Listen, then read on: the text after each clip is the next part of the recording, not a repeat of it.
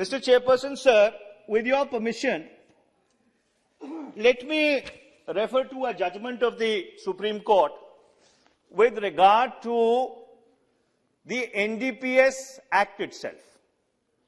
In the year 2001, 2001 में इसी संसद ने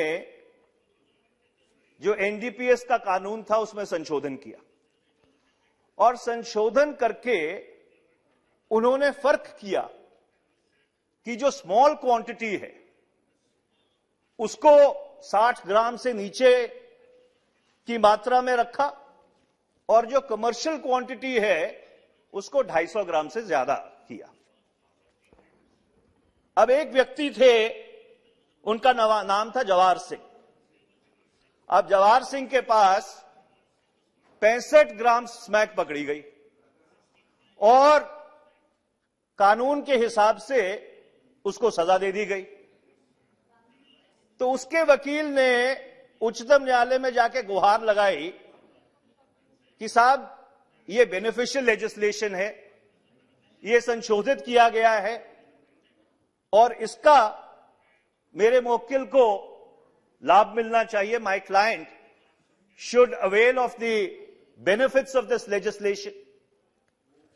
A division bench of Justice S.B. Sinha, one of the more erudite judges in the Supreme Court, and Dr. Mukundin Sharma, what did they hold in that case? And let me read it out. And Mr. Minister, possibly this will make you reflect on the legislation which you have brought before this House. The judges said, it is now beyond any doubt or dispute that the quantum of punishment to be inflicted on an accused upon recording a judgment of conviction would be as per the law which was prevailing at that relevant time, as on the date of the commission of the offence and or the date of conviction. There was no distinction between small quantity and commercial quantity. Question of infliction of a lesser sentence by reason of the provisions of the amending act, in our considered opinion, would not arise. The court further says, it is also a well-settled principle of law that a substantive provision, unless specifically provided for or otherwise intended by the Parliament, should be held to have a prospective operation. One of the facets of the rule of law is also that all statutes should be presumed to have a prospective operation only. And the court went ahead and dismissed that appeal, saying that even a beneficial legislation, मतलब जो कानून इस संसद ने लोगों को राहत देने के लिए पारित किया था, उसका भी फायदा नहीं दिया जा सकता, उसको पिछली तारीख से लागू करके, रेट्रोस्पेक्टिवली लागू करके। ये उच्चतम न्यायालय ने एनडीपीएस के केस में 2001 का जो ऑर्डिनेंस था, उस ऑर्डिनेंस के ऊपर अपना फैसला सुनाया है। अब मुझे ये बात समझ नहीं आती कि अगर उच्चतम न्यायालय का ये रुख है, तो ये जो संशोधन आप लेके आए हैं, this amendment that you have brought, which talks about imprisonment from 10 years to life, is a substantive sentencing provision. How will any court allow it to have retrospective effect? If you read 27A, and let me read it out for the purposes of this House, it's a substantive sentencing provision. Whosoever indulges in financing directly or indirectly any of the activities specified in subclauses 1 to 5 of clause 8A of section 2 or harbors any person engaged in any of the aforementioned activities shall be punishable with rigorous imprisonment for a term which shall not be less than 10 years, which may extend to 20 years, and shall also be liable to a fine which shall not be less than 1 lakh rupees, but which may extend to 2 lakh rupees. Substantive sentencing provision है. आप 10 साल से लेके उम्र कैद तक की बात कर रहे हैं. कौन सी अदालत आपको इजाजत दे देगी कि एक लेजिस्लेटिव डिक्लेरेशन से कि 2014 में हमारा मतलब ये नहीं था, हमारा मतलब ये था, कौन सी अदालत आपको इसको लागू करने की अनुमति देगी? मैं समझ सकता हूं कि वित्त मंत्रालय में एक धारणा है. मैं भी बड़ी साल इनकम टैक्स डिपार्टमेंट का सीनियर स्टैंडिंग काउंसिल रहा हूं, that there is no equity to tax and tax legislations can be provided for retrospectively. However, even insofar as taxing statutes are concerned, उसमें भी अदालत ने बहुत साफ कहा है कि आप पिछली तारीख से कर तो वसूल सकते हैं.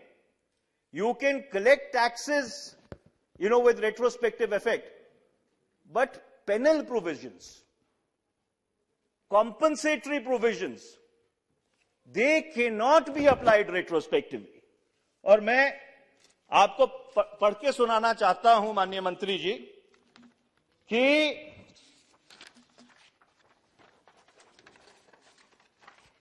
ये एक जजमेंट है JK spinning and weaving mills limited versus Union of India.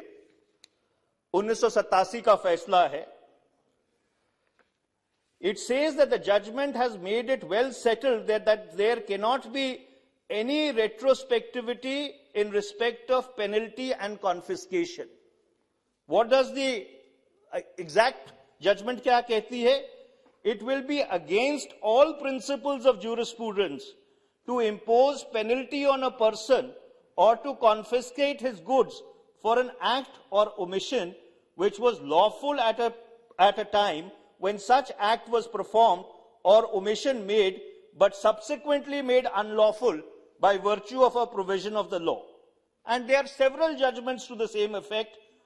Following this leading judgment, Chief Commissioner of Excise Ahmedabad versus Orient Fabrics, जहां पे सुप्रीम कोर्ट ने कहा था कि additional duties of excise act की जो पेनल प्रोविजंस हैं वो रेट्रोस्पेक्टिवली लागू नहीं की जा सकती.